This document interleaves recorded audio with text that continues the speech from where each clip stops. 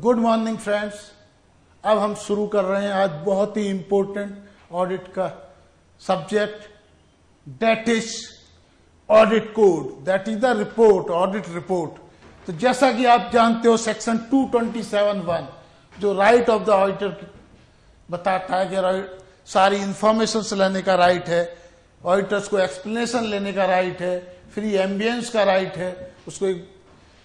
तो बेटे राइट के साथ साथ इन्हीं राइट्स के अंदर उसको 4 बहुत ही इंपॉर्टेंट सेक्शंस हैं।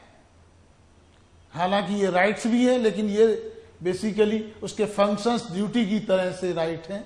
That is the first right is 227(1)A। 227(1)A के अंदर क्या करना है? ऑडिटर्स को 6 इंक्वायरीज करनी है, 6 इंक्वायरी करनी है। और इफ एनी एडवर्स तो उसको रिपोर्ट करना, तो उसको रिपोर्ट करना है ऑडिट रिपोर्ट के अंदर। क्या कहते हैं 227(1)A में? याद करने के लिए मैंने इसके 6 पॉइंटों को नाम दिया है। SBI Delhi public school, state bank of India Delhi public school. S means secured, जो लोन सिक्योर्ड दिखाए गए हैं वो वास्तव में सिक्योर्ड हैं या नहीं। Books entry are not prejudicial to the interest of the company. Investment in shares, यदि इन्वेस्टमेंट कंपनी नहीं है तो in that case investment in shares are not held below purchase price. और कोई भी लोन एंड एडवांस है वो deposit नहीं दिखाया गया है। पर्सनल एक्सपेंसेस P&L में डेबिट नहीं किए गए हैं। डायरेक्टर्स के पर्सनल एक्सपेंसेस P&L में डेबिट नहीं किए गए हैं। और जो शेयर्स दिखाए गए हैं कि इशूड फॉर द कैश, वास्तव में कैश रिसीव हुआ है या नहीं, ये 6 इंक्वायरी करनी है। ये बड़ा इंपॉर्टेंट है क्योंकि इससे मैं आपको कराऊंगा प्रॉपर्टी ऑडिट, इसी से कराऊंगा आपको PSU ऑडिट, इसी से कराऊंगा कोऑपरेटिव ऑडिट, इसी से कराऊंगा जनरल इंश्योरेंस कंपनी का ऑडिट, इसी से कराऊंगा GIC का ऑडिट, इसी से कराऊंगा म्यूचुअल फंड ऑडिट। तो काफी चीजें आपको केवल इसको करेंगे तो इसी से रिलेट करके मैं आपका 40 to 45% ऑडिट आपको करा दूंगा। तो आज की डेट में आपको यह समझ लिए SBI DPS याद करना बहुत जरूरी। तो ये आया 227(1)A। अब नेक्स्ट आता है बेटे 227(2). तो 227(2) में केवल हमको 2 चीजों पे रिपोर्ट करना होता है और वो कंपलसरी रिपोर्ट करना होता है कंपनी के केस में। तो 227(2) में क्या रिपोर्ट करना होता है? 227(2) के अंदर रिपोर्ट करना होता है ट्रू एंड फेयर, कि balance sheet is true and fair and true and fair profit and loss. तो ये आपको 227(2) के अंदर आपको true and fair balance sheet करना होता है and true and fair profit and loss करना होता है। ठीक है बेटे, इन्हीं से रिलेट हो जाएगा क्योंकि बेटे जब इंश्योरेंस कंपनी का ऑडिट करेंगे तो बैलेंस शीट भी बनाते हैं, P&L भी बनाते हैं और भी आइटम्स बनाते हैं, तो वहां रिलेट हो जाएगा। तो 227(1)A एंड 227(2). अब आ जाइए 227(3). 227(3) के अंदर हम लोग क्या करते हैं? 227(3) के अंदर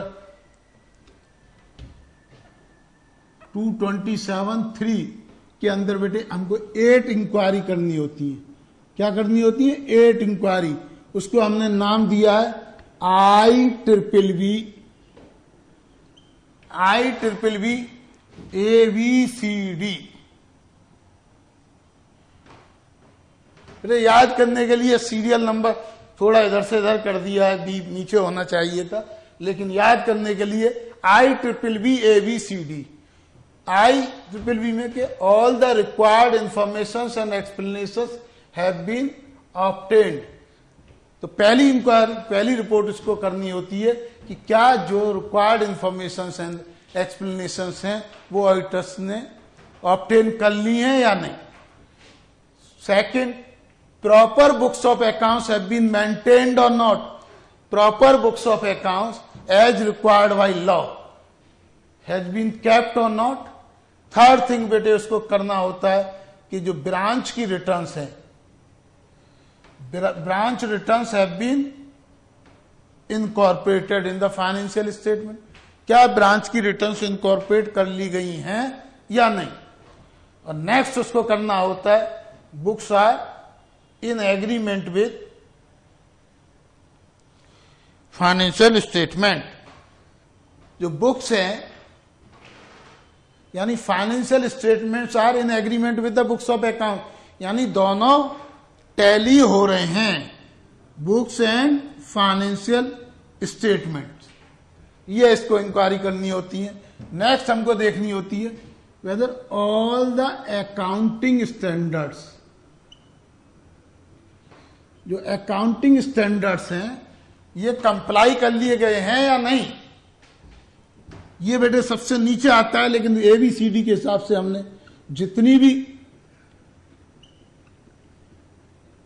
कोई भी एडवर्स कमेंट है वो बोर्ड या टेलीसाइज में दिया गया या नहीं।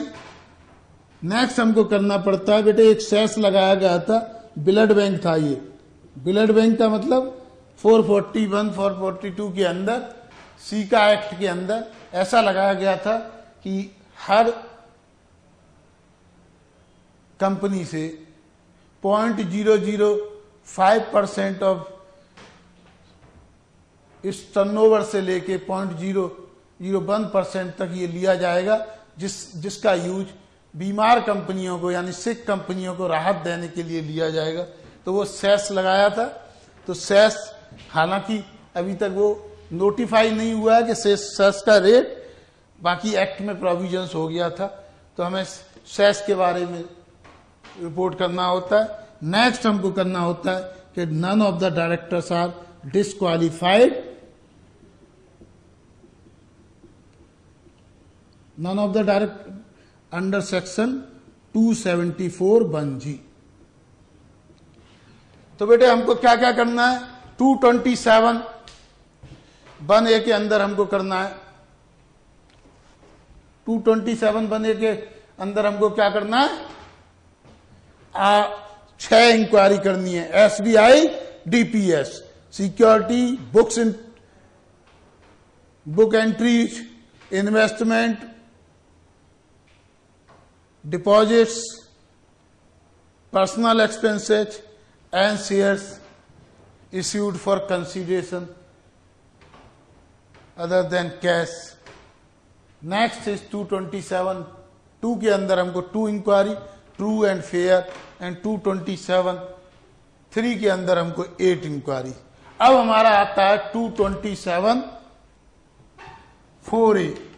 इस 227(4)A को हम किस नाम से जानते हैं, हम 227(4)A को हम जानते हैं कारो के नाम से। किस नाम से जानते हैं, कारो के नाम से। तो बेटे 227(4)A इसको किस नाम से जानते हैं बेटे, कारो। कारो मीन्स करो। 2003 अमेंडेड इन नवंबर 2004। तो हमको क्या करना है, कारो 227(4)A के अंदर हमें कारो के अंदर कितनी इंक्वायरी करनी होती है, 21। तो बेटे 21 इंक्वायरीज हमको करनी होती है 227(4)A कारो के अंदर। सर ये 21 इंक्वायरी कैसे याद रहेंगी, बेटे अभी याद रहती है, अभी याद रहती है आपको कारो 227(4)A। जरा ध्यान से देखिए इसको बेटे, हमने थोड़ा सा यूज किया है। Father in law income tax वालों की picture, father in law income tax वालों की पिक्चर देखकर सैड हो गई। Father in law income tax वालों की पिक्चर देखकर सैड हो गए। डीसी से मिले, आईजी पुलिस फोर्स से मिले उनको अपनी प्रेफरेंस और उनको अपनी डिफेंस बताई। तो बेटे 1 2 3 4 5 6 7 8 9 10 11 12 13 14 15 16 17 18 19 20 21, तो ये 21 पॉइंट्स आपको याद रखने हैं। Father in law income tax वालों की पिक्चर देखकर शेयर्ड हो गए। Deputy commissioner IG police force को अपनी प्रेफरेंस और डिफेंस बताई। सर ये तो बहुत अच्छा तरीका है, अब तो हम इसको भूलेंगे नहीं कि father in law income tax वालों की पिक्चर देखकर सैड हो गए, डीसी से मिले, आईजी पुलिस फोर्स से मिले, उनको अपनी प्रेफरेंस और डिफेंस बताई। तो ठीक है बेटे, तो बेटे ये फिक्स एफ मींस क्या है? ये बेटे फिक्स असेट्स है। आई मींस क्या है? ये बेटे इन्वेंट्रीज है। ये बेटे एल क्या है? ये बेटे लोन है। कौन सा लोन? अंडर सेक्शन 301 लिया और दिया। ये क्या है आई? अरे भाई internal control, internal control. T में बेटे ट्रांजैक्शंस देख लो, वही अंदर सेक्शन 301 वाले। टी के अंदर पब्लिक डिपॉजिट्स सेक्शन 58 ए और डबल ए वाले। ये इंटरनल ऑडिट। ये बेटे कॉस्ट रिकॉर्ड्स अंडर सेक्शन 209। ये बेटे स्टेट्यूटरी ड्यूज। ये बेटे एक्यूमुलेटेड लॉस।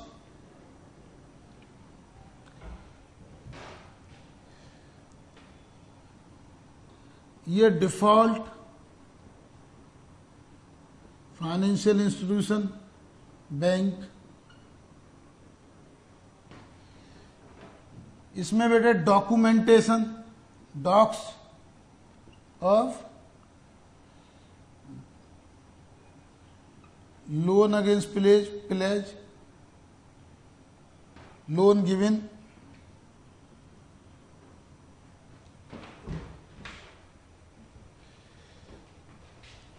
उसके बाद बेटे chit fund company, mutual fund, mutual benefit company.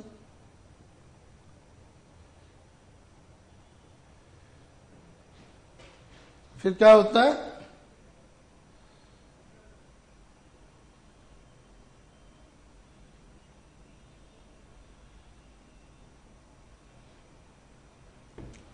फिर अगेन बेटे investment in shares, guarantee,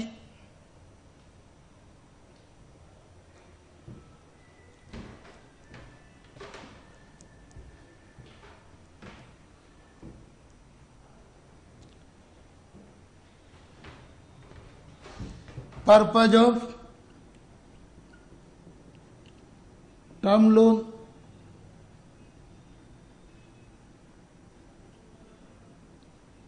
fund,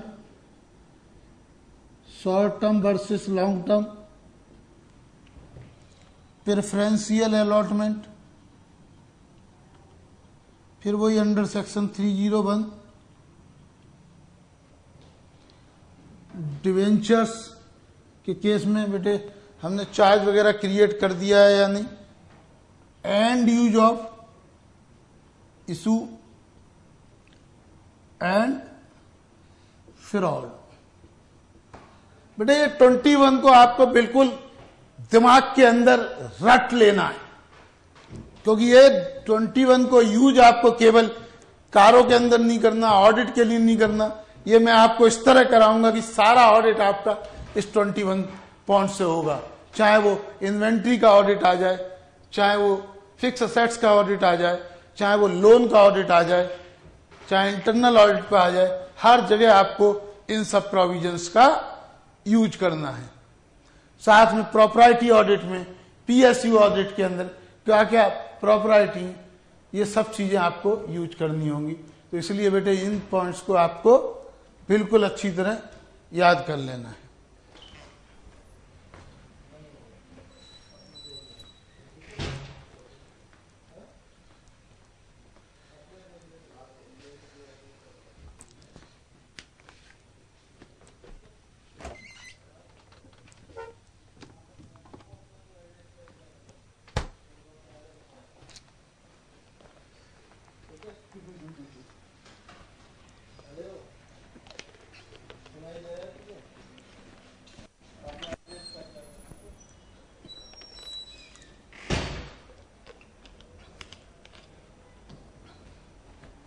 अब बेटे फिक्स असेट्स में आप देखोगे क्या क्या, तो बेटे एक एक करके हम चलते हैं। ये सब आपने कॉपी कर ही लिया, तो बेटे अब हम चलते हैं एक एक करके, जरा बढ़िया तरीके से हम पूरे कारों की एनालिसिस कर लेते हैं। कि सबसे पहले बेटे हम फिक्स असेट्स के अंदर देखेंगे क्या,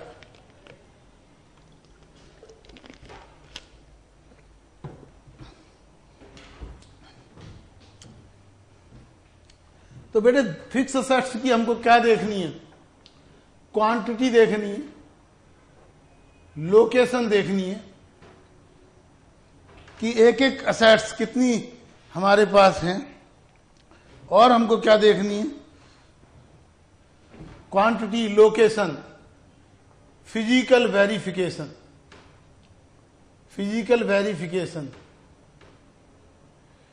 और डिस्क्रिपेंसीज कोई हैं क्या, यदि हैं उन डिस्क्रिपेंसीज का किस तरह ट्रीटमेंट हुआ है, कहां पर रखी हैं, कितनी रखी हैं। जब हमने देखा फिजिकल वेरिफिकेशन जांच की तो कितनी कमी बेसी थी, उस कमी बेसी का ट्रीटमेंट हुआ क्या, और सब्सटेंशियल डिस्पोजल तो नहीं हुआ है, कोई बड़ी असेट्स बेच तो नहीं दी। तो हमको क्या देखना है, कहां रखी हैं, कितनी है, कहां है, कोई शॉर्ट कमिंग तो नहीं है, फिजिकल वेरिफिकेशन हुआ है, डिस्क्रिपेंसी है, और उनका सब्सटेंशियल डिस्पोजल तो नहीं हुआ है। तो हमें करना क्या होगा, तो बेटे इसके लिए हमको क्या करना होगा, फिक्स असेट रजिस्टर देखना होगा। तो इसके लिए बेटे हमें क्या करना है, बेटे फिक्स असेट रजिस्टर देख लीजिए। मैनेजमेंट से बेटे WR ले लीजिए, जिसको पहले अपन लोग क्या कहते थे, मैनेजमेंट रिप्रेजेंटेशन लेटर कहा करते थे, आजकल उसको क्या कहते हैं, WR। ठीक है, फिर हमें एविडेंस ले लेना है कि वास्तव में एविडेंस गैदर करना, वेरिफिकेशन का, और क्या करना है, साथ में हमको देखना है कि यदि डिस्पोजल कुछ हुआ है तो जो 293 आपको कंपनी ऑडिट में या कंपनी लॉ के अंदर आपको क्या बताया गया था, आपको बताया गया था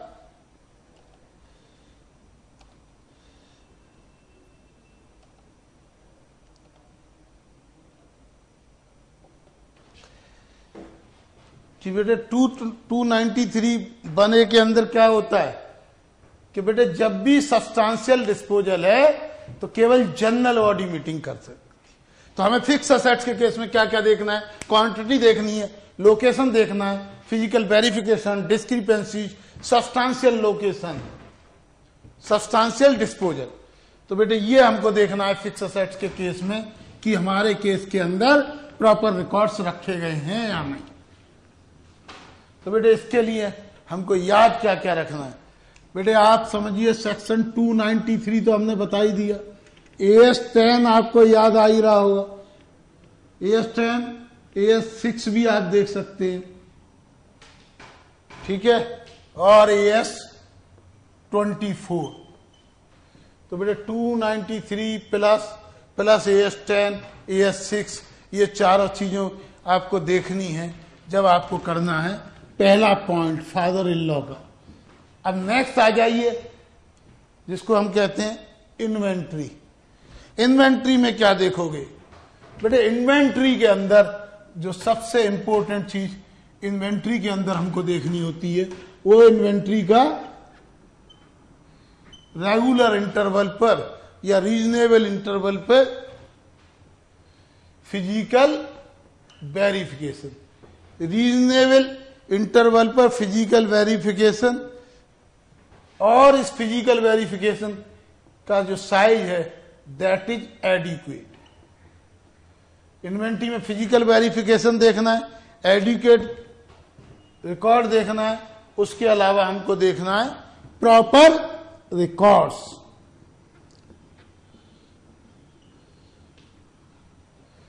प्रॉपर रिकॉर्ड्स रखे गए हैं और डिस्क्रिपेंसीज को प्रॉपरली अकाउंट फॉर किया गया।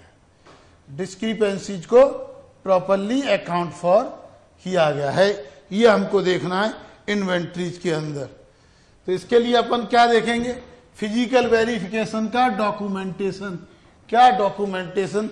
फिजिकल वेरिफिकेशन का लिस्ट देखेंगे, लोकेशन कहाँ कहाँ रखा गया, लोकेशन देखेंगे कहाँ कहाँ स्टॉक रखा गया है, और साथ में एक हम लोग WR भी ऑब्टेन करेंगे। क्या लेंगे? WR। तो बेटे हमें ध्यान क्या क्या रखना है? इन्वेंट्री के केस में बेटे हमको ध्यान रखना है अकाउंटिंग स्टैंडर्ड 2 और क्या ऐसे 501। ऐसे 501 में हमने आपको बताया था कि इन्वेंट्री के केस में आपको स्पेसिफिक एविडेंस फिजिकल वेरिफिकेशंस के लेने होते हैं। अब हम आते हैं फादर इन लॉ के लोन पर। लोन्स, तो लोन्स बेटे हमने बताया कौन से वाले लोन देखेंगे? अंडर 0301। 301 क्या होता है बेटे? कंपनी लॉ में 301 आपने सेक्शन 301 ये किसका है? कंपनीज एक्ट का, जो कहता है रिलेटेड पार्टीज। तो हमें क्या करना है? दोनों चीजें देखनी है, जैसे मैंने बताया दिया और लिया। Loans given and loans taken, दोनों चीजें देखनी है कि जो लोन हमने दिए हैं या हमने जो लिए हैं उनकी जो टर्म्स हैं, उनकी टर्म्स एंड कंडीशंस है T&C। ये बेटे T&C बोथ की टर्म्स एंड कंडीशंस जो है हमारी वो रीजनेबल हैं या नहीं। ओके, यानी term and conditions, interest rate, ये सब जो चीजें हैं that are not prejudicial, these are not prejudicial to the interest of the company. Interest company के हितों के खिलाफ नहीं है। साथ में हमको क्या लेना है कि मैनेजमेंट से एक WR लेना है, रिटन रिप्रेजेंटेशन, कि अगर 1 लाख रुपए से ज्यादा हमारी रिकवरी ड्यू है, यानी ओवर ड्यू लोन से, यदि हमने लोन दिया है और 1 लाख रुपए से ज्यादा ओवर ड्यू अमाउंट हो चुका है, तो रीजनेबल स्टेप्स लिए हैं या नहीं। रीजनेबल स्टेप्स, इस बारे में हमको लेना है मैनेजमेंट से रिप्रेजेंटेशंस। तो इसके लिए हमें क्या करना है बेटे? लोन्स के बारे में हमने पहले भी बताया कि 227 के अंदर भी हमें देखना होता है लोन्स के बारे में, सिक्योरिटीज के बारे में। तो बेटे 227 हम देखेंगे। आपको पता है जहां भी 301 आ गया, रिलेटेड पार्टी आ गई, रिश्तेदारी का मामला बड़ा खतरनाक है।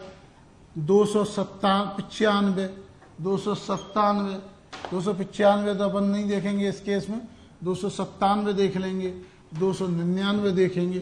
301 हमने आपको बता ही दिया, 301। और अगर नॉन बैंकिंग फाइनेंशियल कंपनी है, नॉन बैंकिंग फाइनेंशियल कंपनी है तो हम क्या करेंगे, आईरैक या आप कहे प्रूडेंशियल नॉर्म्स भी देखेंगे। हमको क्या देखना है, प्रूडेंशियल नॉर्म्स भी देखने हैं। ओके, तो ये हमारा हुआ इन्वेंट्रीज का। अब आ जाइए next, father in law IT. तो बेटे आई के अंदर हम क्या देखेंगे, इंटरनल कंट्रोल। तो हमें क्या देखना है, इंटरनल कंट्रोल देखना है। हमें देखना है इंटरनल कंट्रोल।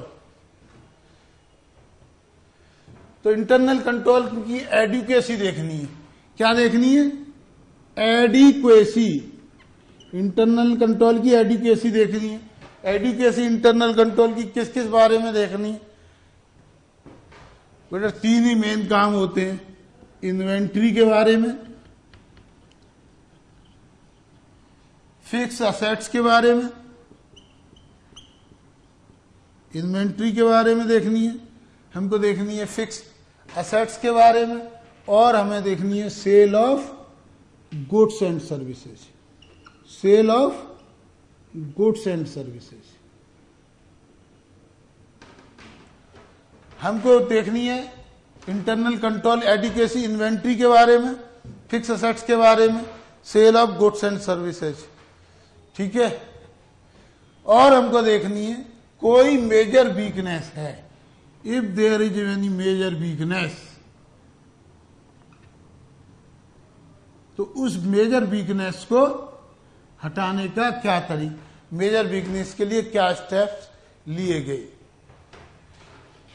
सर ये तो सर समझ में आ गया कि हम देखेंगे, लेकिन इसके लिए सर हम करेंगे क्या, तो ये तो बताइए। तो बच्चे अभी बता देते हैं इसको क्या क्या करना है। बेटे सबसे पहला काम तो क्वेश्चन। तो सबसे पहले हम क्या है, एक क्वेश्चनर बनाएंगे, क्वेश्चनर। तो बेटे इंटरनल कंट्रोल क्वेश्चनर बनाएंगे।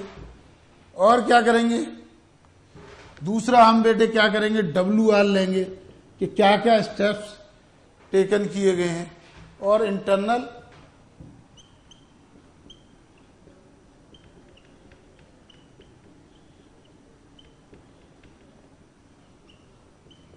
ऑडिट रिपोर्ट अपन देखेंगे। बाकी तो हम स्टैंडर्ड्स में देखते ही हैं, ऐसे 315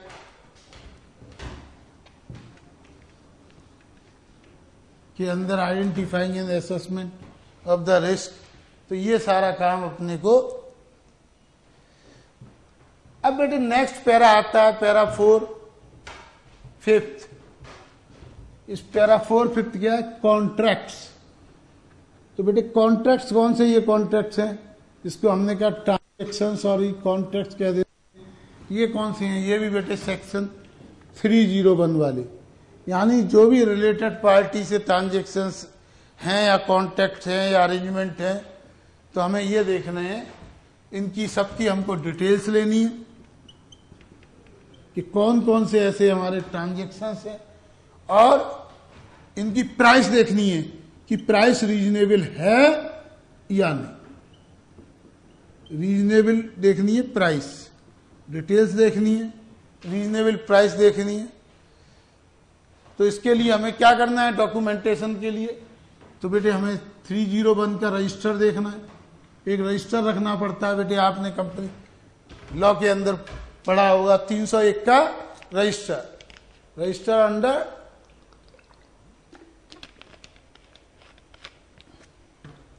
(301).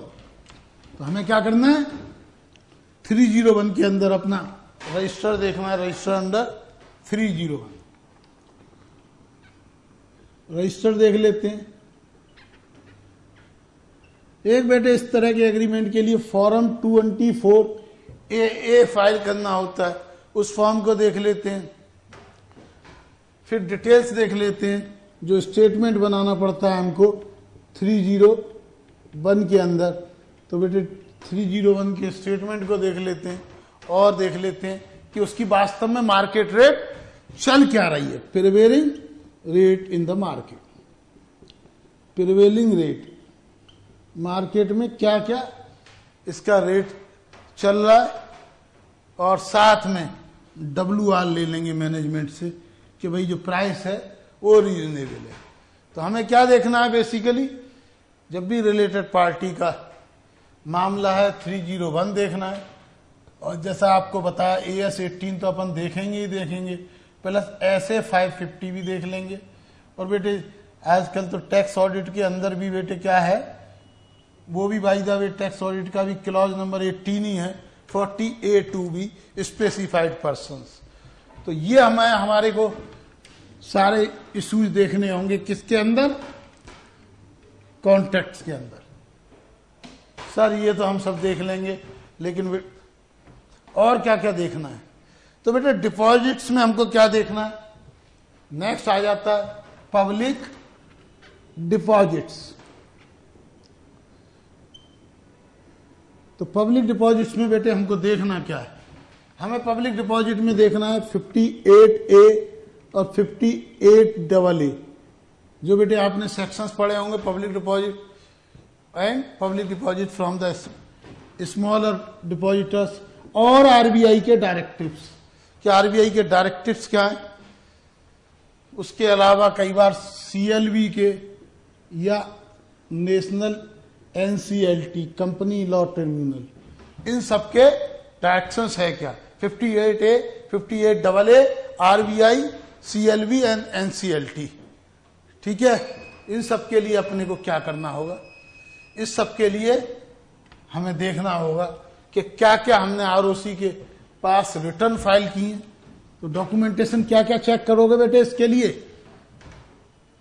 इसके लिए डॉक्यूमेंटेशन चेक करेंगे, RBI के पास क्या क्या रिटर्न्स हम लोगों ने फाइल कर दी, RBI के पास क्या रिटर्न फाइल कर दी, ROC के पास क्या क्या हमने रिटर्न फाइल की है, कोई ऑर्डर आया है यदि कहां से, कहीं से भी, CLV से, NCLT से या RBI से या किसी और भी किसी कोर्ट से, तो उस ऑर्डर को देखना है और हमें WR लेना है कि कंप्लायंस की गई है।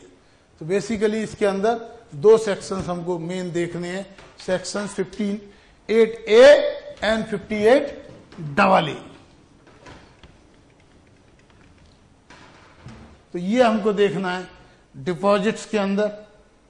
फिर हमें इंटरनल कंट्रोल सिस्टम देखना है। इंटरनल कंट्रोल सिस्टम बेटे जो देखना है वो हर एक कंपनी के लिए नहीं देखना है। इंटरनल कंट्रोल सिस्टम किसके लिए देखोगे, जो कंपनी बेटे 50 करोड़ से ऊपर का, जिसका 5 करोड़ से ऊपर का जिसका टर्नओवर हो और 50 लाख से ऊपर जिसकी पेड अप कैपिटल हो या वो लिस्टेड हो। तो बेटे ऐसी पब्लिक कंपनीज जिनका टर्नओवर 5 करोड़ से कम है या जिसकी पेड अप कैपिटल और प्लस फ्री रिजर्व 50 लाख से कम है, उनके लिए हमारे को ये इंटरनल ऑडिट वाले, इंटरनल कंट्रोल सिस्टम वाले पॉइंट के लिए जो इंटरनल ऑडिट सिस्टम है, इसकी बेटे इंटरनल ऑडिट सिस्टम की इतनी ज़्यादा हमारी रिक्वायरमेंट नहीं है।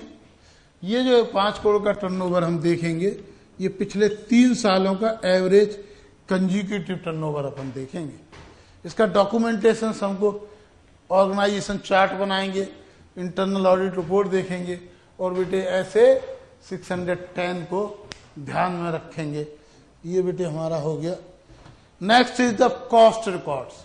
कॉस्ट रिकॉर्ड्स में बेटे कुछ भी नहीं है, हमको ये देखना है क्या इस कंपनी के लिए कॉस्ट रिकॉर्ड्स गवर्नमेंट ने प्रिस्क्राइब किए हैं, और अगर किए हैं तो उनकी लिस्ट देखनी है कंपनीज एक्ट 209 के हिसाब से। अब हमको देखना है नेक्स्ट जो हम कहते हैं सिकनेस। हमको क्या देखना है, तो बेटे सबसे पहले अपन देखते हैं जो अपना पैराग्राफ अब 9वां पॉइंट आ जाता है, सेड के अंदर सबसे पहला स्टेटरी ड्यूज। तो हमें देखना क्या है कि जो पीएफ है, ईएसआई है, पीएफ है, ईएसआई है, इनकम टैक्स है, सेल टैक्स है, सर्विस टैक्स है, इनकम टैक्स है, सर्विस टैक्स है, कस्टम ड्यूटी है, कस्टम या एक्साइज, कस्टम एक्साइज, इन सब का पेमेंट हो रहा है या नहीं। ठीक है, तो हमको दो चीजें इन सबके पेमेंट के लिए देखनी है। जो भी 6 मंथ से आउटस्टैंडिंग हो, 6 मंथ्स आउटस्टैंडिंग, और सेकंड हमको देखना डिस्प्यूटेड। तो बेटे जो भी 6 महीने से ज्यादा है और जो भी डिस्प्यूटेड है, इन दोनों की लिस्ट ऑब्टेन करनी है। ठीक है, और क्या करना है, तो बेटे हमें इन सब के हिसाब को देखने के बाद मैनेजमेंट से WR लेना है, इसकी लिस्ट लेनी है, और कंटीजेंट लायबिलिटीज की लिस्ट लेनी है। कंटीजेंट लायबिलिटीज की लिस्ट लेनी है। तो बेटे इसके लिए हमें कंपनीज एक्ट का जो सेक्शन 205C को ध्यान में रखना है, और सेक्शन 44AB की ऑडिट रिपोर्ट है, इसके अंदर बेटे 43B के अंदर हमें क्या करना होता है, कुछ पेमेंट्स, ये जितने स्टेटरी ड्यूज होते हैं ये केवल पेमेंट बेसिस पर ही अलाउड होते हैं। अब हमको पॉइंट नंबर 10 के अंदर क्या देखना है, सिकनेस। तो बेटे पॉइंट नंबर 10 के अंदर हमको देखनी होती है सिकनेस, जिसको हमने कहा एक्युमुलेटेड लॉसेज। हमको एक्युमुलेटेड लॉसेज देखने होते हैं। तो एक्युमुलेटेड लॉस हमको देखने हैं।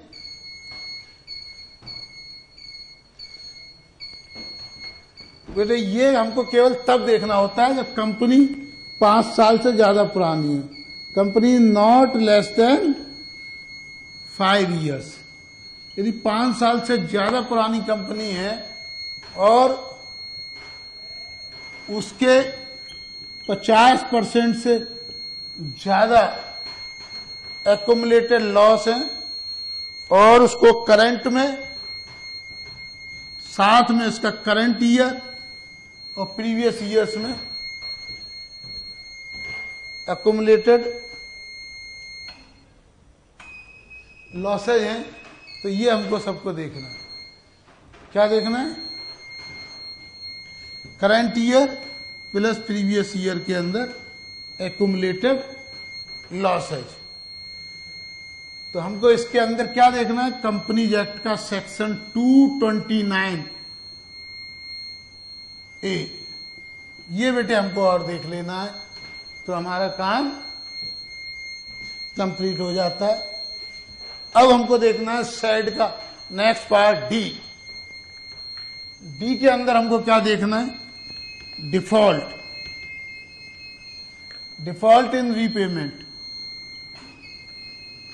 डिफॉल्ट इन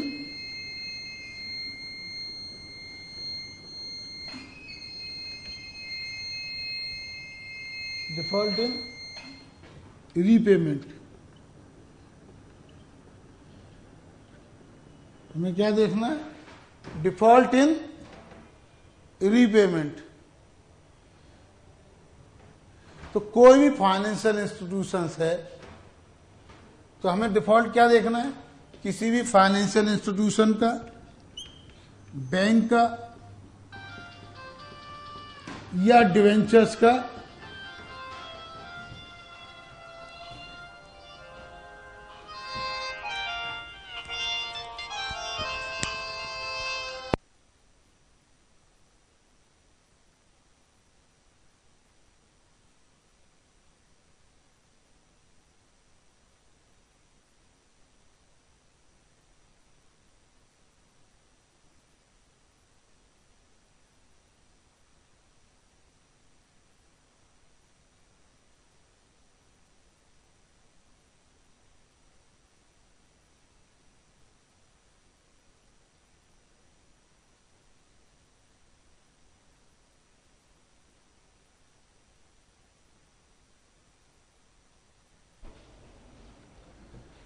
तो बेटे financial institution, bank and debentures. तो इसमें हमको क्या देखना है? Period and amount of default. Period देखना है और अमाउंट ऑफ डिफॉल्ट देखना है। दो चीजें अपने को देखनी है, क्या पीरियड था और तो डिफॉल्ट क्या देखना है? Period and amount. समझ में आया? तो बेटे हमें क्या देखना है? एक तो रीपेमेंट शेड्यूल देखनी है। तो बेटे हमको क्या देखना है? इन दोनों के केस में तो बेटे हमको रीपेमेंट शेड्यूल देखनी है। रीपेमेंट की बेटे शेड्यूल होती है, जब भी लोन देता है तो पहले से शेड्यूल बनाता है बैंक, तो हमें उससे चेक करना है कि हमारा कोई डिफॉल्ट तो नहीं है। दूसरा, हमको जो रिडेम्पशंस के लिए डिवेंचर ट्रस्ट डीड देखनी है। डिवेंचर ट्रस्ट डीड देखेंगे, इससे हम रिडेम्पशंस की टर्म्स पता करेंगे। क्या पता करेंगे? रिडेम्पशंस की टर्म्स।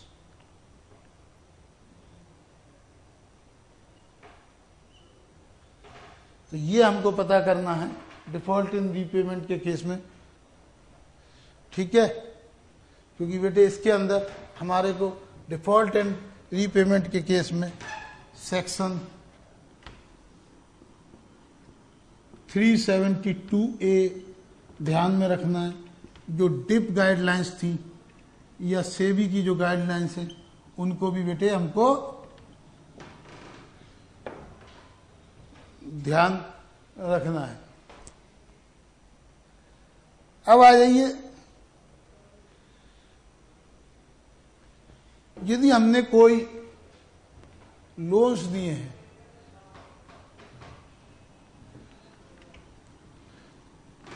लोन्स हमने दिए हैं ऑन सिक्योरिटी, यदि हमने कोई भी सिक्योरिटी यानी शेयर्स डिवेंचर्स के अगेंस्ट कोई लोन दिया है या एडवांस दिया है या हमने प्लेज के अगेंस्ट दिया है या डीमेट शेयर्स के लिया है, तो बेटे हमें ये देखना है प्रॉपर सिक्योरिटी ली है या नहीं। तो सेक्शन 125 और सेक्शन 372 के प्रोविजंस हमको ध्यान में रखने होंगे। साथ में शेड्यूल 6 भी अपने को ध्यान में रखनी है।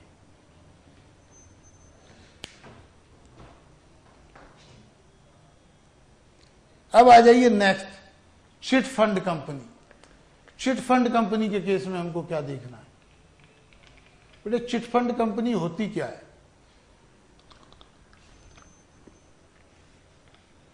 बेटे जो लोग हम लोग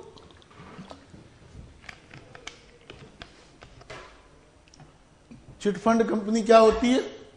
बेटे जैसे आजकल कमेटियां चलती हैं, घरों में किटी पार्टी चलती हैं, उसी का जो लीगलाइज रूप है उसको कहते हैं चिट फंड कंपनी या म्यूचुअल बेनिफिट फंड्स भी होते हैं, निधि कंपनियां होती हैं, सोसाइटी होती हैं।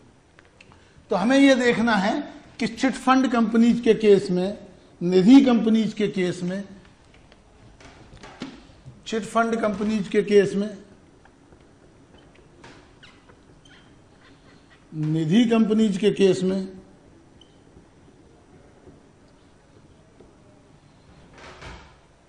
जो भी स्पेशल स्टैट्यूज हैं जो एप्लीकेबल्स हैं, उनको हमें चेक करना है क्या उनकी कंप्लायंस हो रही है या नहीं। तो हमें क्या देखना है? नेट ऑन फंड जो है, उनके जो नेट ऑन फंड है वो 1:20। बेटे क्या है? 20 गुने से ज्यादा तो उन्होंने एक्सपोजर नहीं कर लिया, यानी जो उनकी डिपॉजिट लायबिलिटी है, deposit liability net owned fund, जो नेट ओन्ड फंड है उसके 20 गुने से ज्यादा तो नहीं है। साथ में जो प्रूडेंशियल नॉर्म्स हैं, प्रूडेंशियल नॉर्म्स हैं, उनकी कंप्लायंस हो रही है या नहीं हो रही है। साथ में हमको उनकी क्या देखनी है? रीपेमेंट शेड्यूल देखनी है। साथ में क्या देखनी है? Repayment schedules. कि जो रीपेमेंट शेड्यूल्स है उसके हिसाब से रीपेमेंट आ रहा है या नहीं आ रहा है, ये भी देखना हमारे लिए बहुत ज़्यादा जरूरी है। अब हमको देखना क्या है, तो बेटे हमें डॉक्यूमेंटेशन क्या करना है। एक तो बेटे हमको WR लेना है, WR लेना है कि भाई एप्लीकेबिलिटी ऑफ स्पेशल स्टेचू का, साथ में हमको प्रोसीजर्स देखना है। किस चीज का प्रोसीजर देखोगे बच्चे, प्रोसीजर ये देखना है कि जो प्रोसीजर हमको देखना है क्रेडिट अप्रेजल का, क्रेडिट अप्रेजल का प्रोसीजर देखना है। और क्या देखना है हमको, क्रेडिट नीड्स देखनी है, क्रेडिट नीड्स देखनी है, क्या क्रेडिट नीड्स थी। उसके अलावा बोरोइंग कैपेसिटी, बोरोइंग कैपेसिटी देखनी, और साथ में तो बताया कि आपको NOF नेट ओन्ड फंड तो देखना ही है, तभी तो बेटे कंपेयर करोगे। और लायबिलिटी देखनी है, तभी तो बेटे रेशो निकालोगे। ये दोनों चीजें अपने पे होंगी तभी तो बेटे हमको इस काम के लिए क्या करना है, जो सेक्शन 620A है कंपनीज एक्ट का, इस सेक्शन 620A को देखना, और चिट फंड एक्ट बना था 1982 में, इस चिट फंड एक्ट को हमको देख।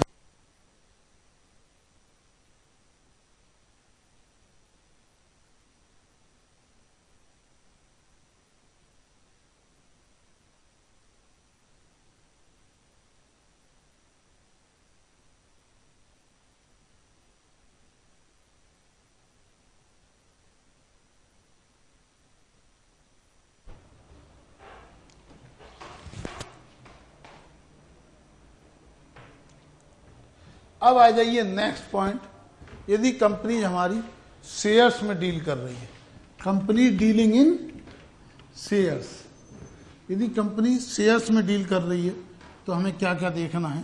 Company dealing in shares, companies dealing in shares, यदि कंपनी शेयर्स में डील कर रही है तो हमको क्या,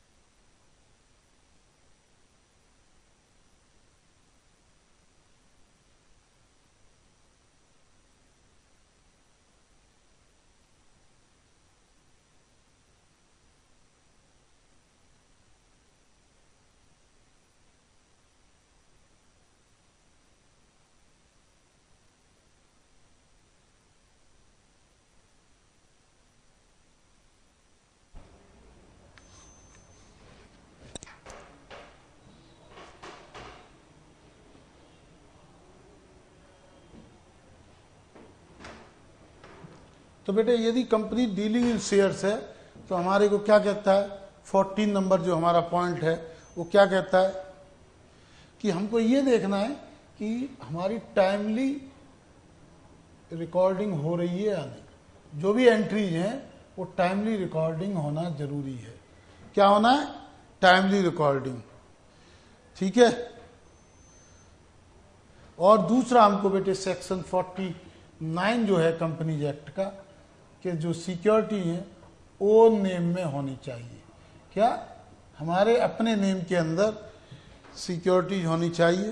तो इसके लिए अपन क्या करेंगे, डॉक्यूमेंटेशन देखेंगे, लिस्ट ऑफ रिकॉर्ड्स देखेंगे। तो क्या देखना है, लिस्ट ऑफ रिकॉर्ड्स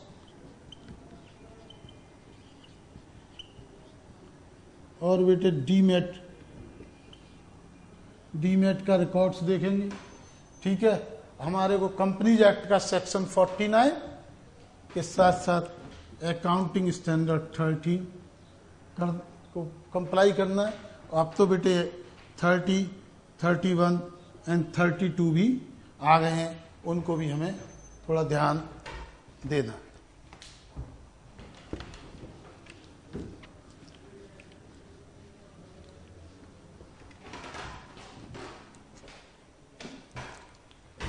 तो नेक्स्ट पॉइंट बेटे अपन कहते हैं गारंटी। तो बेटे गारंटी के लिए हमको देखना है, पॉइंट नंबर 14 के अंदर क्या देखना है, गारंटी, कि क्या कंपनी ने कोई गारंटी दी है, किसके लिए, बैंक को, गारंटी यदि हमने किसी बैंक को या फाइनेंशियल इंस्टीट्यूशन, बैंक को या फाइनेंशियल इंस्टीट्यूशन को कोई गारंटी तो नहीं दी, और दी है विच आर नॉट प्रिजुडिशियल, यदि दी है not prejudicial to the interest of the company, या कंपनी के हितों के खिलाफ नहीं है, तो नॉट प्रिजुडिशियल हमको देखना है। तो बेटे हमको इसके अंदर बोर्ड का रेजोल्यूशन देखना है, बोर्ड रेजोल्यूशन देखना है, WR देखना है, रिटन रिप्रेजेंटेशन लेना है, और सेक्शन 372A की कंप्लायंस हमारे को देखनी है। अब नेक्स्ट हमारा 16 पॉइंट आता है, that is application of terms loan.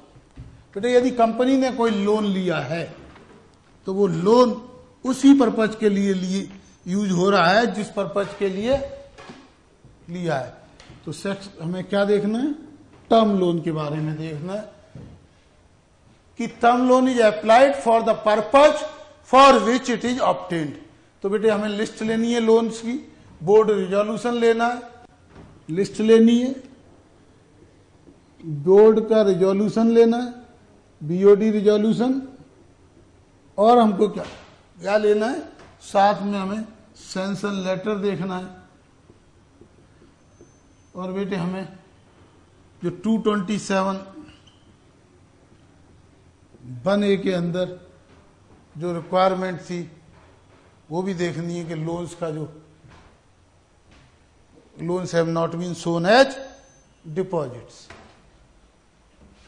तो बेटे 17 है, that is on the short term loan.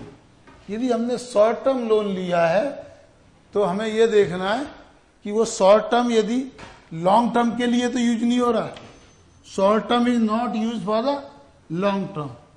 यदि if yes short term, if for long term, answer is yes.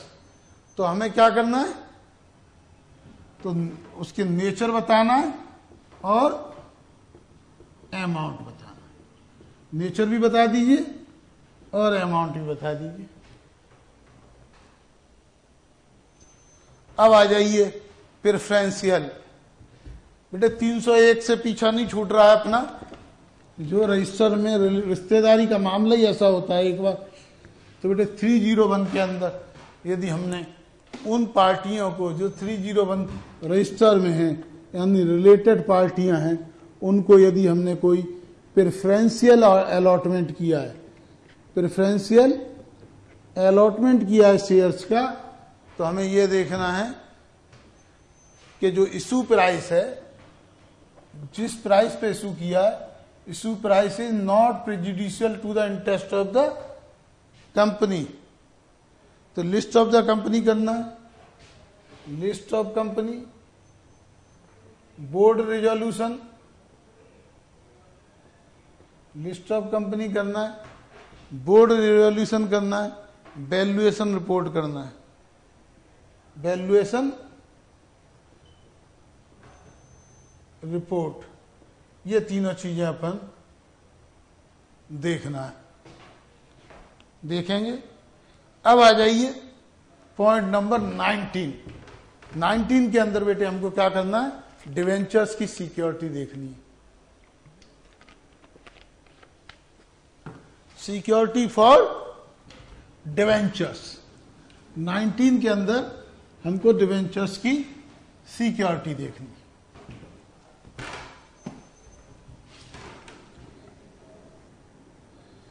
तो बेटे डिवेंचर्स की सिक्योरिटी, और डिवेंचर्स की सिक्योरिटी में हमको देखना है, पहले लिस्ट लोगे कितने डिवेंचर्स इशू हुए, बोर्ड का रिजोल्यूशन हम लेंगे, और हम देखेंगे आरओसी में चार्ज क्रिएट हुआ या नहीं, आरओसी के अंदर चार्ज क्रिएट हुआ या नहीं। तो इस काम के लिए अपन लोग क्या करेंगे, कंपनीज एक्ट देखेंगे और सेबी एक्ट देखेंगे। अब बेटे नेक्स्ट है and use of the money, and use of the issue. यदि हमने कोई पब्लिक इश्यू लिया है तो बेटे उसका एंड यूज देखेंगे, एंड यूज।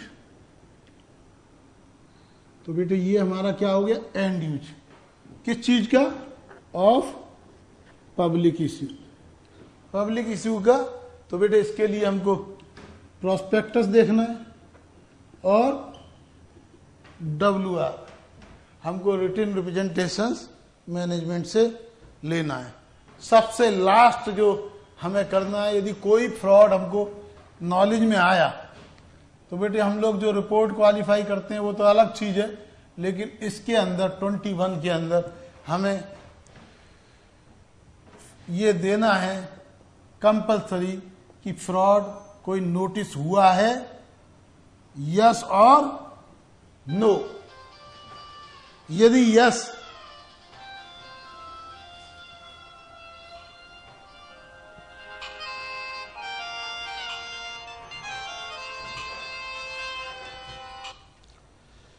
हेलो हेलो,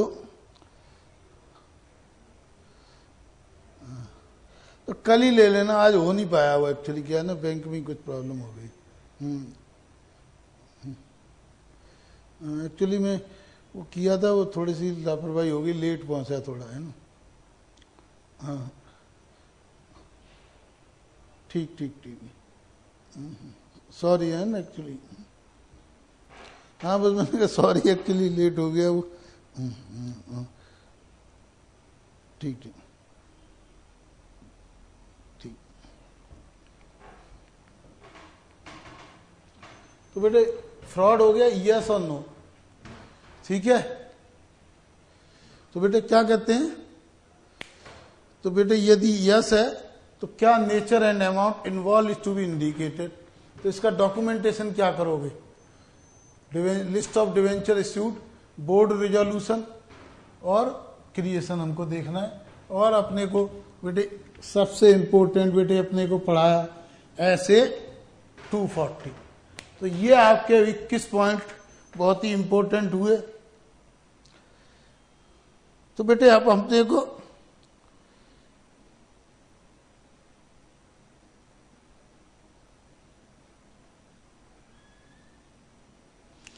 बेटे ये तो हमें समझ में आ गया।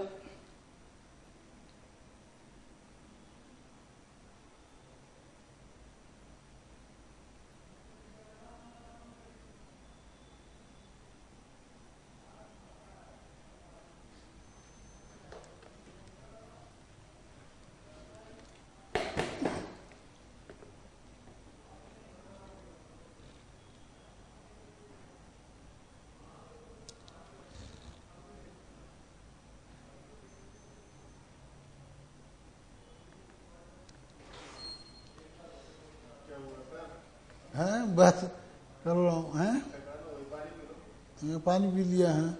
वो चाय वाला है कोई का नहीं, अच्छा चलो कोई बात नहीं, एक मिनट ठीक ठीक ठीक।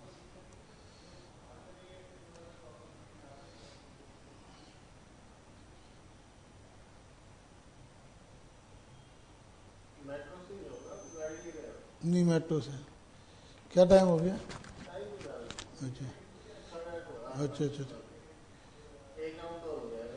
ठीक ठीक ठीक, अभी कर रहा हूँ। हाँ हाँ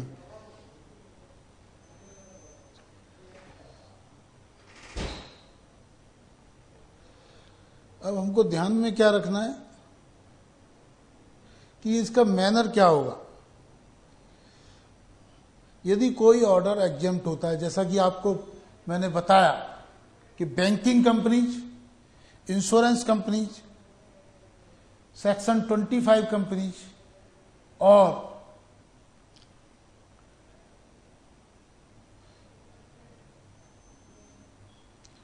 जो कंपनीज हैं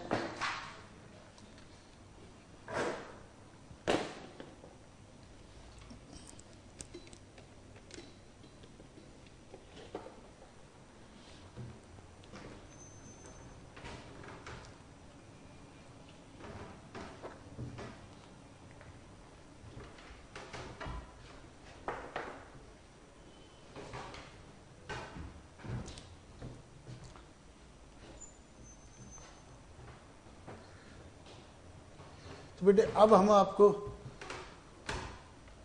ले चलते हैं ऐसे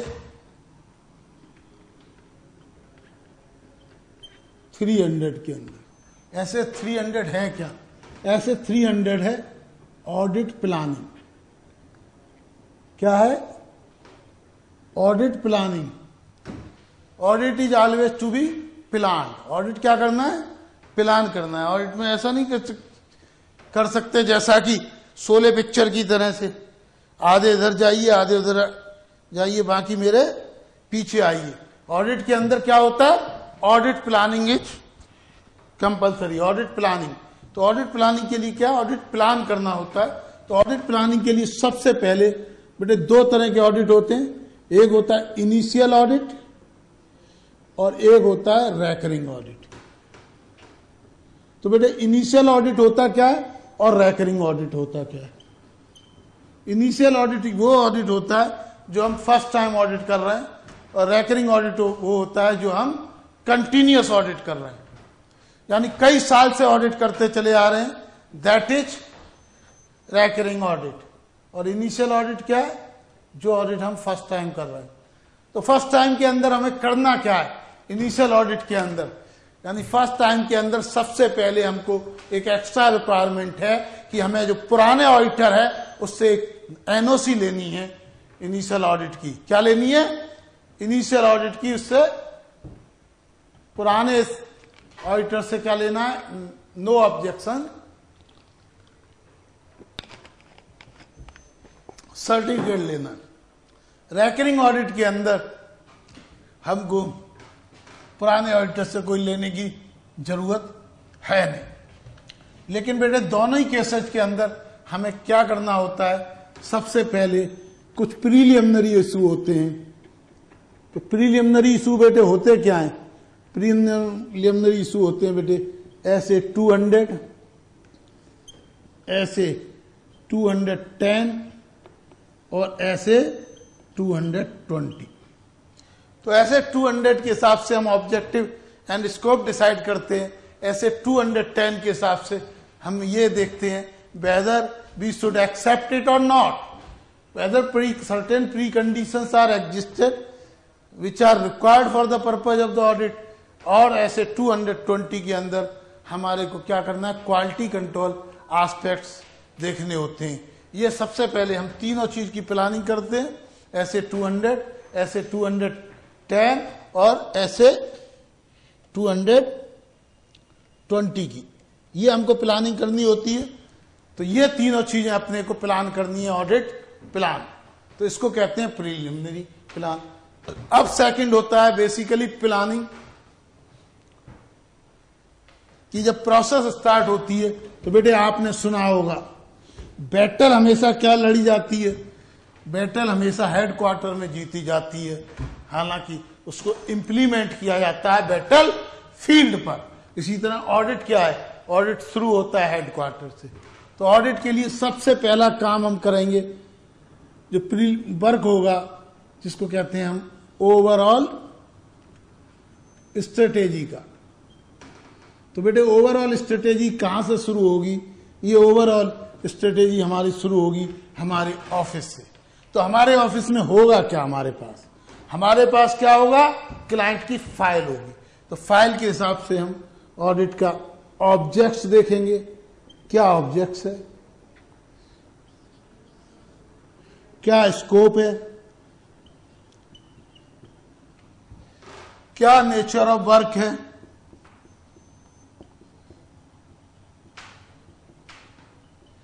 क्या हमारे रिपोर्टिंग ऑब्जेक्टिव्स हैं, किस तरह की हमको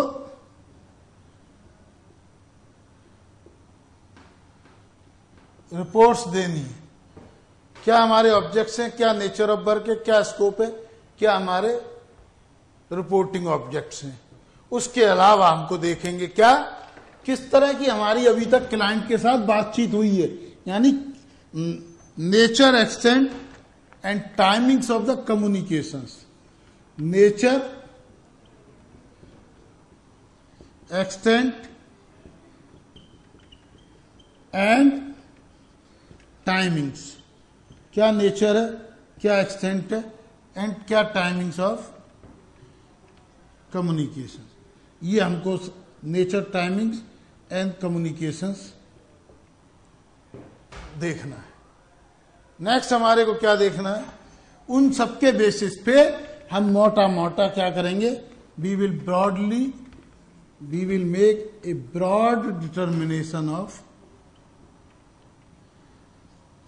डिटर्मिनेशन ऑफ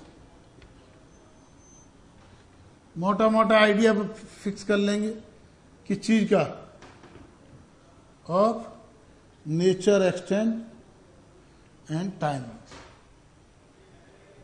कि क्या हम अब हमारा प्लानिंग स्टेज शुरू होगी। प्लानिंग के अंदर सबसे पहले हम क्या करेंगे, अब हम प्लानिंग के अंदर एसटीडी करेंगे, स्कोप, टाइम एंड डायरेक्शन। क्या स्कोप रहेगा, क्या टाइम रहेगा, डायरेक्शन किस चीज पे, on DSR, on direction, supervision and review. जो अपना स्टाफ है उसके काम के डायरेक्शन, सुपरविजन एंड रिव्यू के लिए क्या हमारा स्कोप रहेगा, क्या टाइम रहेगा, क्या डायरेक्शन रहेगा, इस चीज को अपन लोग डिसाइड करेंगे। उसके बेसिस पे हम लोग क्या करेंगे, अपना प्लान बनाएंगे। प्लान के हिसाब से हम सोचेंगे क्या हमको ऐसे 315 के अंदर करना है, क्या हमको ऐसे 330 के अंदर करना है, ये सारा कुछ हम लोग डिटरमाइन करेंगे। उस डिटरमाइन करने के लिए उनके बेसिस पर हम प्लान बनाएंगे और जरूरत पड़ेगा यानी ऑडिट प्लान, नोटबुक, क्वेश्चनायर बनाएंगे। और उस ऑडिट को यदि हमको लगेगा एसेसिंग ऑफ द रिस्क करने के बाद में यदि कुछ मॉडिफाई करना है तो उसको मॉडिफाई करेंगे और इसको डॉक्यूमेंट करेंगे। तो ये आपका हुआ ऐसे अंडर।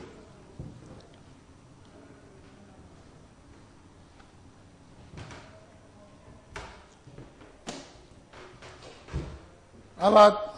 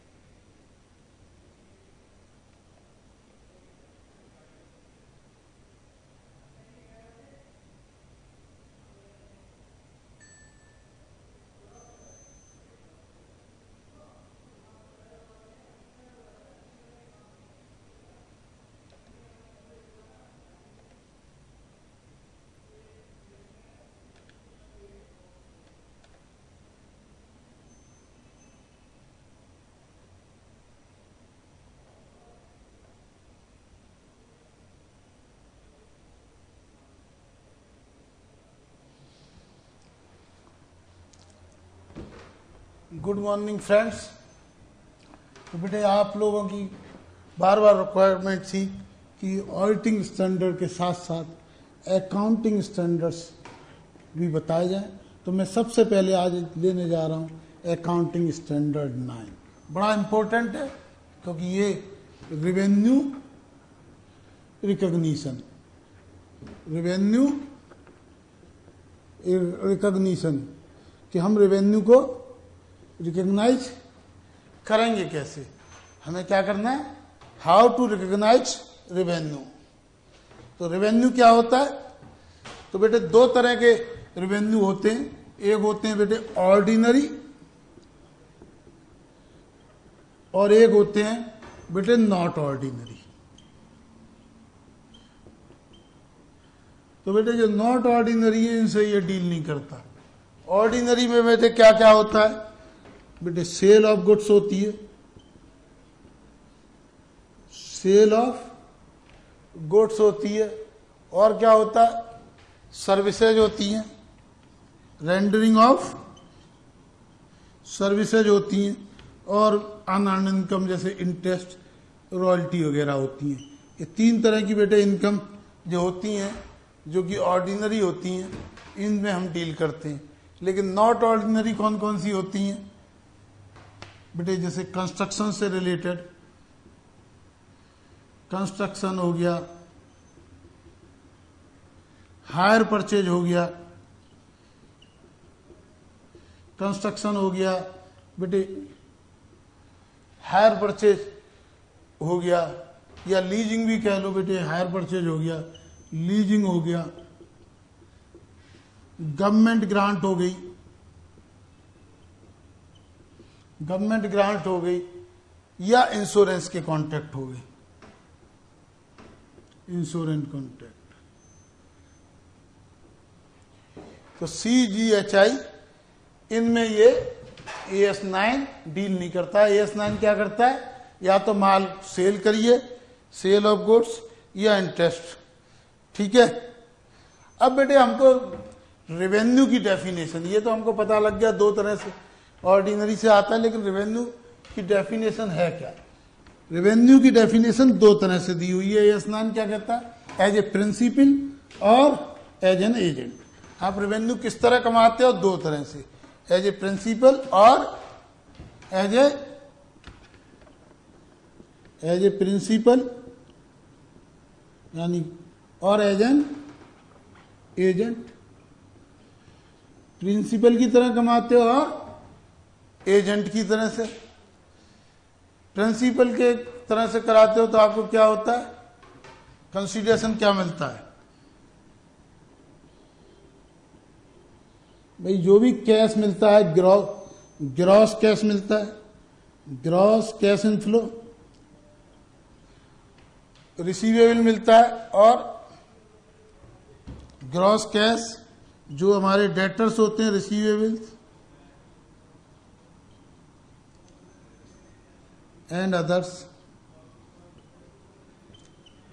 बेटे यदि एजेंट की तरह हमको क्या मिलता है, कमीशन मिलता है। क्या मिलता है, कमीशन। ग्रॉस नहीं मिलता, नॉट ग्रॉस। तो ये बेटे हमारी डेफिनेशन किसकी है, रेवेन्यू की। तो बेटे अब हमको देखना है कि ये जो सेल का रेवेन्यू है ये हम रिकॉग्नाइज कब करेंगे।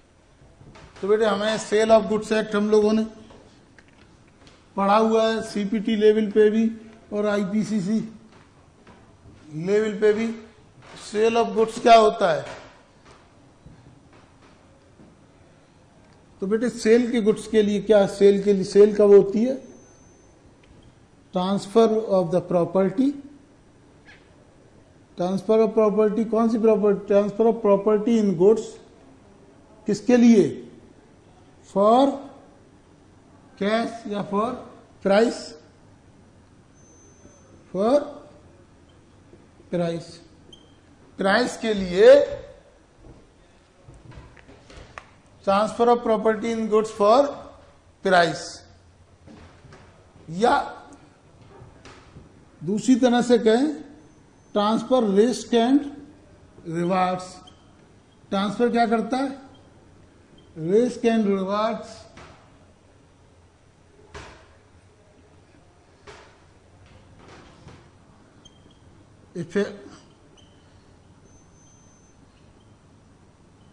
But effective control. Risk and return तो ट्रांसफर कर देता है, लेकिन कंट्रोल उसके पास रहता है। लेकिन इन सब के अलावा क्या इंपॉर्टेंट है? No uncertainty. अनसर्टेनिटी नहीं होनी चाहिए, नो अनसर्टेनिटी। बेटे सेल होनी चाहिए, रिस्क है नो अनसर्टेनिटी, किस चीज को? कंसीडरेशन हमें मिल जाएगा, यानी कंसीडरेशन के बारे में अनसर्टेनिटी नहीं होनी चाहिए। ये तो हुआ बेटे सेल में।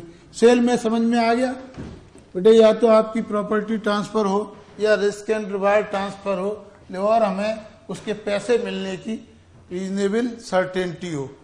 और बेटे सर्विसेज के केस में क्या करेंगे? बेटे सर्विसेज के केस के अंदर क्या करेंगे?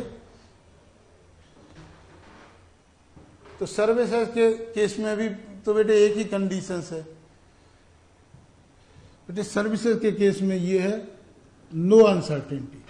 हमें जो पैसा मिलना है उसकी अनसर्टेनिटी नहीं होनी चाहिए। इसके बेटे दो मेथड हैं। एक तो बेटे percentage of completion method, percentage of completed method, और प्रोपोर्शनेट कंप्लीशन मेथड, यानी कंप्लीटेड सर्विस मेथड और प्रोपोर्शनेट कंप्लीटेड मेथड। दो तरीके हम सर्विसेज का।